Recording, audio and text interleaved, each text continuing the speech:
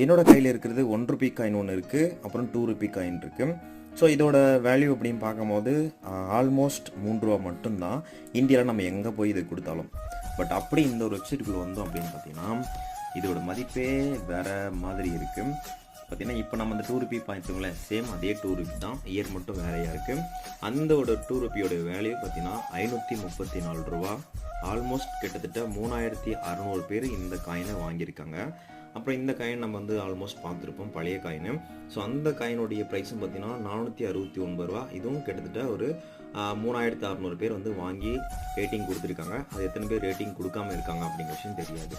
So பார்த்தீங்கன்னா இங்கே ஒன்று 1997 அந்த இயரில் ரிலீஸ் ஆன காயின், அதோடைய ப்ரைஸ் ஆல்மோஸ்ட் 993 ரூபாய்க்கு வந்து சேல் பண்ணிகிட்டு இருக்காங்க. கிட்டத்தட்ட 558 பேர் இதை வாங்கியிருக்காங்க. இப்படி நம்ம 2 ரூபி காயின், இதில் பார்த்தீங்கன்னா 10 Ruby coin, 1 Ruby coin, 1 Ruby note, 10 Ruby note கூட பார்த்தீங்கன்னா ஆல்மோஸ்ட் வந்து சேல் பண்ணிகிட்டு இருக்காங்க.